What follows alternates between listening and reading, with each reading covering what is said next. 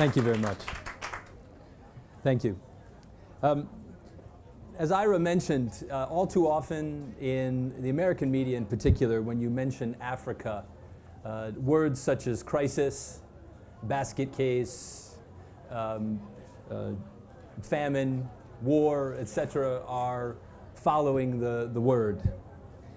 But today, we'd like to challenge that perspective without minimizing the real problems that the continent faces. But there's something happening in Africa and something happening here in Boston that is connected. That is, I think, changing things in a variety of different ways. So, at UMass Boston, I think you've seen already by now, from hearing some of my colleagues, I'm privileged to be in the same department with Maria Ivanova and Michael and Natalia and others. We don't like to take no for an answer. In fact, I think we revel in the problems that others are afraid to tackle because they are too hard. And so I too would like to challenge you today to say, if you're that sort of person that doesn't like to take no for an answer, then look into what we're doing at our university, at our college, in our department. And Parfait and I today would like to show you two different ways that success is moving on the continent and that are providing hope. Parfait is a student in our international relations program, and just last summer he was in Rwanda, where he's from, doing some important work. I want to turn to Parfait now to talk a little bit about the work he's been doing. Parfait, I think, in my mind, he's too modest to stay, but he really embodies the new generation of leadership on the continent. And we're privileged to be working with him here. So you'll hear from him, and then you'll hear from me another way, that if you're not from the continent, maybe like me, you're very interested in what's happening there. And where maybe, like me, you want to help out those who are doing good work. And I want to tell you a bit about that as well. So let me turn over to Parfait.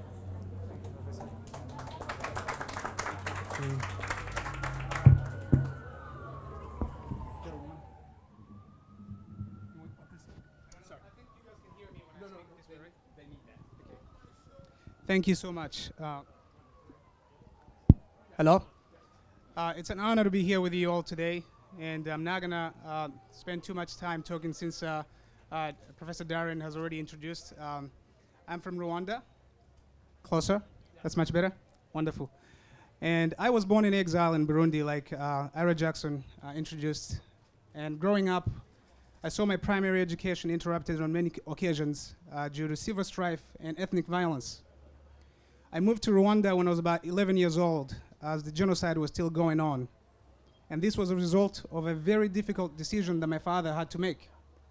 Either stay in Burundi, where the situation was increasingly getting very dangerous for foreigners, threats of death were being directed towards us, or go to Rwanda, where the genocide was taking place, but at least he said there could be a chance that you guys will be able to see your country for the first time. And so I moved to Rwanda under those circumstances. So what I'm going to talk about today is that it is possible, when you have practical problems, you can devise practical solutions to take care of those problems. I did not start speaking English until I was about 21 years old. This was back in 9 years ago when I moved here in 2005. It was only because of the help that I received from people in the community where I moved in here in the United States, who volunteered to read to me using children's books, that I began to speak English with confidence. And so in that same spirit, when I was growing up, in fact, to tell you the magnitude of the problems that were in Rwanda and in Burundi at the time, I did not check out my first book at a library until I was 21 years old. And this is when I had visited the American Embassy, and they had a small library where I was able to take out this book. 21 years old. And this was the situation for so many other children and young people in Africa. So when I got to UMass, I realized that there was something that could be done. In that spirit, this summer, through the help of Wadina Ira Jackson, who has been behind this project from the get-go, a fellow classmate and I successfully launched the Kigali Reading Center, an English literacy NGO, to build a foundation from which many more African success stories would spring. You see, I believe that education is the most powerful tool for social change. And I began to understand what my father meant when he told me that I should embrace education. Because in education, as he told me, I would find the key to breaking the cycle of poverty. Learning English really improved my odds of success greatly. And it was because of that reason that I decided to launch the Kigali Reading Center to provide the same opportunities to many more young men and women who are not as fortunate as I am today. And so what we have done at the Kigali Reading Center really is to introduce children in poor neighborhoods of Kigali to the joy of reading with a vision to expand in other districts throughout the country.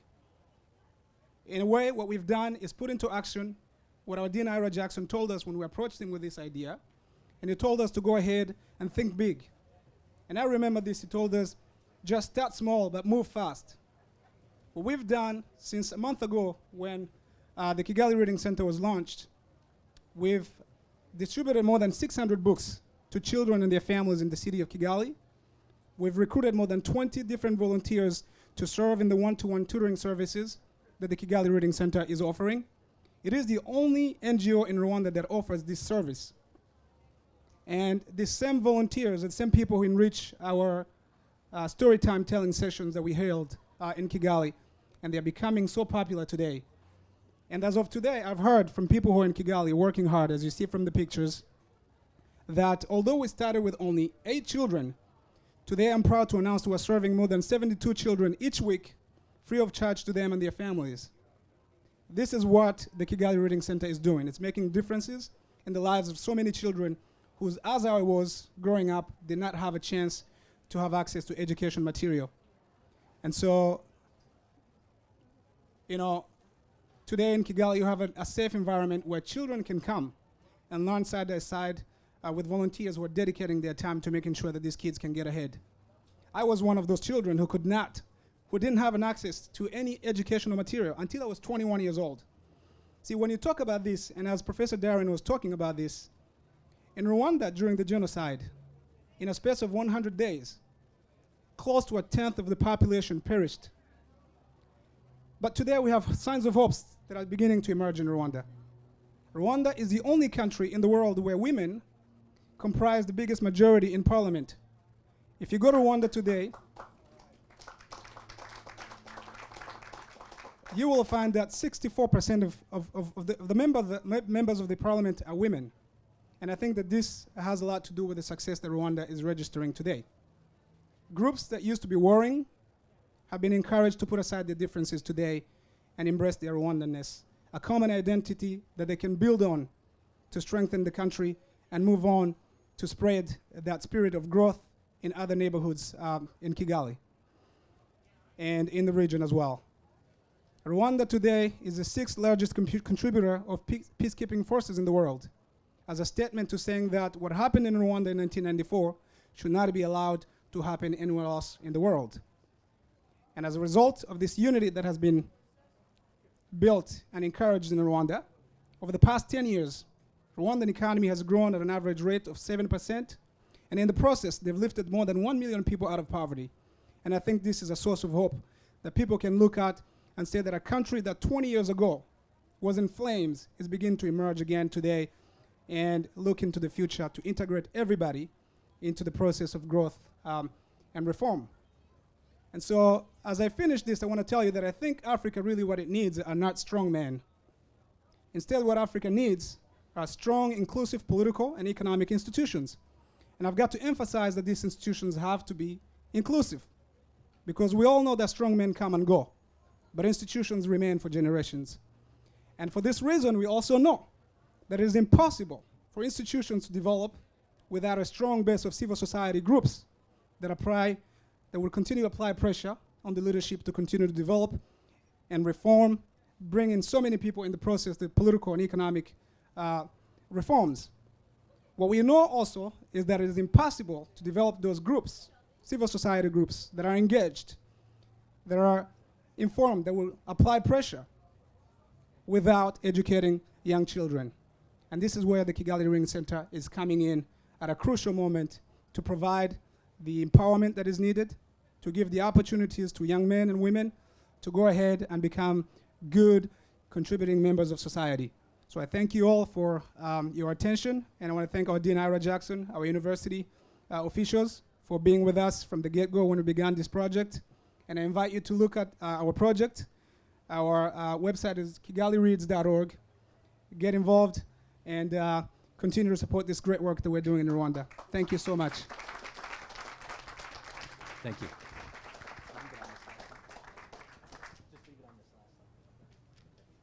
Thank you.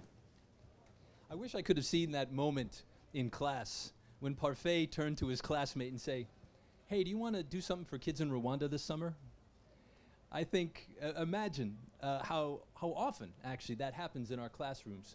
I mean, Parfait is a star, but I think one of the things that really keeps me coming back to UMass Boston, keeps inspiring me every day in the work that I do, are the students that we have in our classroom. And absolutely, it's not just thank you. It's not just a slogan. It really is something that keeps us going with the work that we do. Parfait really embodies the sort of change that we wanted to talk about, and I think the hope that is there. I think I embody a different sort. For those of you interested in helping out folks like Parfait and others who are doing some really amazing things on the continent to change things and to change the current state of affairs. And I'd like to introduce you very briefly to a couple of friends of mine that I have the privilege of working with in Nigeria, which is where I do most of my work. And many of you may know that the fault line between Islam and Christianity runs through West Africa, cutting parts of it in half. And Nigeria in particular is cut 50-50 Muslim-Christian. And Imam Ashafa and Pastor James lived right on that fault line in a little town called Kaduna. And in their early years, they were sworn enemies. Both of them what we would call religious fundamentalists, deep believers in their religion, and deeply ethnocentric in their perspectives towards one another. They tried to kill each other on multiple occasions. The Imam lost several friends and his brother, his spiritual mentor, in several clashes. The pastor lost his arm in one clash, and to this day has a prosthetic arm on his right hand that he lives with. These two men later reconciled and formed a peace organization in Kaduna called the Interfaith Mediation Center.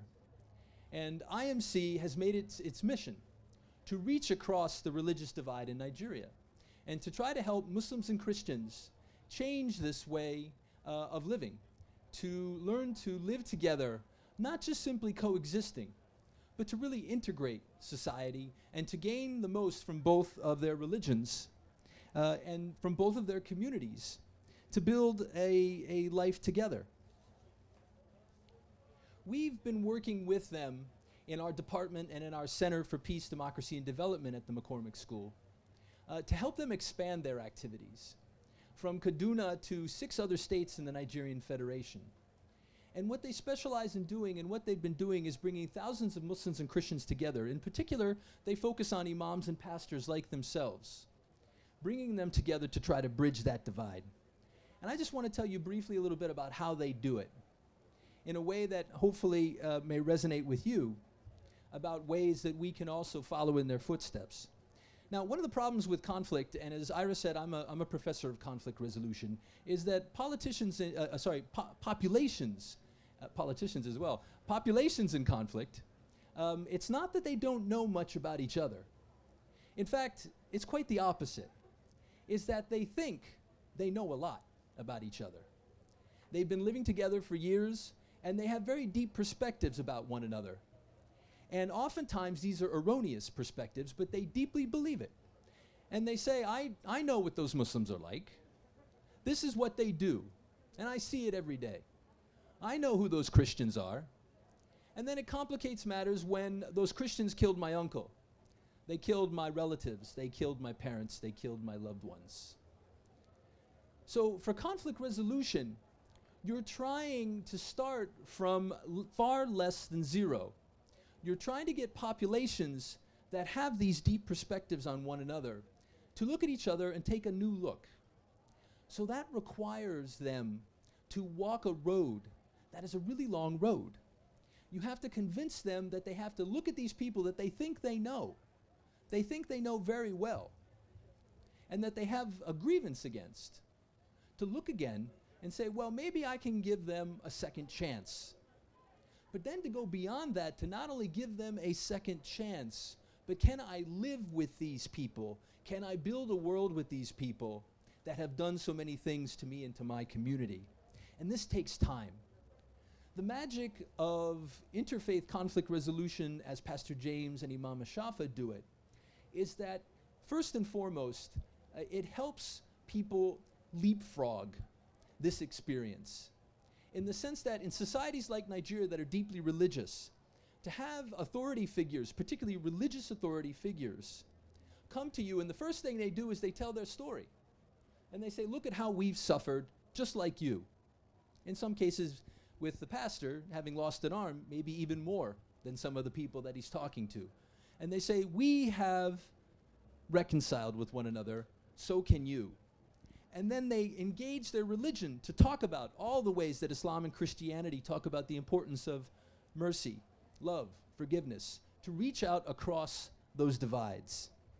And because they have this status in the community, this really helps people to walk that walk that needs to be done, whereas someone like me as a secular conflict resolution person can take a long time. We do workshops where we bring partners from both populations together. They have to do workshop after workshop before they're ready to really reach across that divide. Religious conflict resolution practitioners can do this much more quickly often, especially in a context like Nigeria, where the religious support is so strong. To have the imam or the pastor, who have suffered themselves, tell me, I must reach across that divide, helps me overcome those emotional barriers, overcome that grievance in a way that someone like me can't quite have that impact. And so populations can leapfrog in this sort of cycle of forgiveness that I'm talking about. And not only that, is unlike us, when we go home with our conflict resolution activities, from the pulpit and from the mosque, every Friday and Sunday, they get the message reinforced that you need to continue to reach across those divides. So religion provides those structural supports that Parfait was talking about in the community that can push for permanent change. The second factor I'd like to just leave you with to think about as to why these two individuals are so successful is the forgiveness component that is so central to religion. And this, I think, is something that religion has to offer that other forms of conflict resolution have a harder time with, is that it's central to both religions, and not just Islam and Christianity, to many, many others. The notion of forgiveness, of reaching deeper. And why this is so important is that forgiveness is the difference between a ceasefire and sustainable peace. A ceasefire is, I'm just willing to live with that other population, but I still harbor that hatred in my heart. And I'm just ready for the next blow up so that I can bring it out again. Forgiveness is a necessary element for populations to say, I'm willing to go the next step. I'm willing to live with those people in my own neighborhood. I'm willing to invite them to come to have dinner with my family and my children. That's a long way to go, and religious interfaith resolution practitioners have that additional strength to do that. So I think to end, that this demonstrates, in my case, the importance of religious leaders as well, but I think in both Parfait's and my case, is that it shows the importance that civil society actors are playing in the sort of successes that we're looking for. And underneath the radar, where you see so much corruption in Nigeria and other places on the continent, you see the ongoing crisis that is happening. There are actors that you can engage with that I think are tremendously inspiring. And at UMass Boston, we'd like to invite you to join us, to not say no, to say we can do something to help. Thank you very much.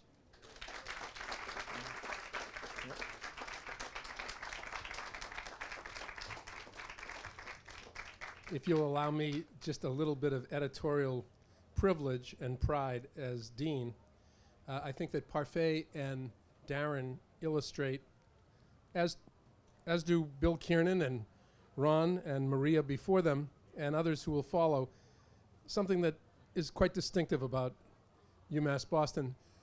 Robert Kennedy once said that some people look at things as they are and ask why. Other people look at things as they ought to be and ask why not. UMass Boston is a why not institution. Why not bring a reading program to Kigali? Why not bring peace and reconciliation to war-torn Nigeria? And I think they also illustrate another truism, which is that, and I've been at some pretty distinguished universities in my life, none that I've met, have the courage or the credibility to go where people like Darren takes his students. I met the imam and the pastor. This is a little bit of a off-color story, but it's true. So I'm between the imam and the pastor, and I asked them, how did you guys get to reconcile?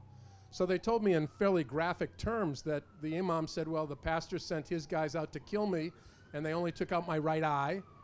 So I took my guys out to kill the pastor, and we only took off his right arm. And then we decided this is getting serious. We really should reconcile. And now we form this Institute for Peace, supported by Darren and the McCormack Graduate School at UMass Boston. And we go around the country proselytizing and keeping bands of young Muslim and young Christian men from killing each other. And Darren and I saw where they had recently killed one another by bombing one another's churches and mosques. You could still smell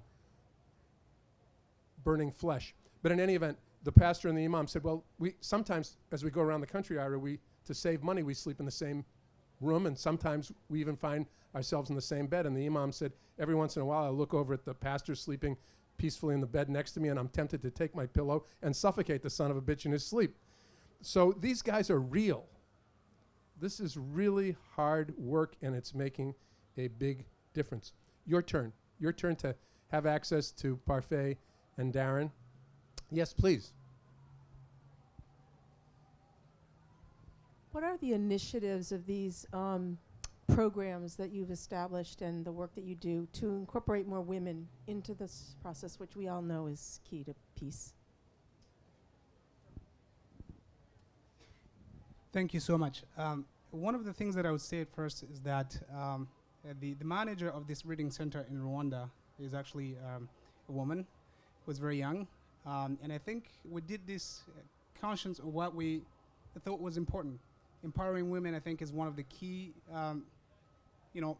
points of departure, really. Because when you exclude them, most of the time in different countries, you're excluding more than half the population.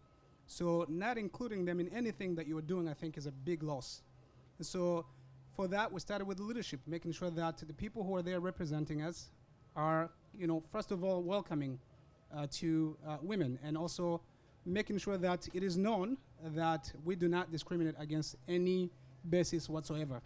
Rwanda itself has abolished what they used to call ethnic cards, which people used to carry around during the genocide. In fact, people were killed because of that reason. You had a card that identified who you were.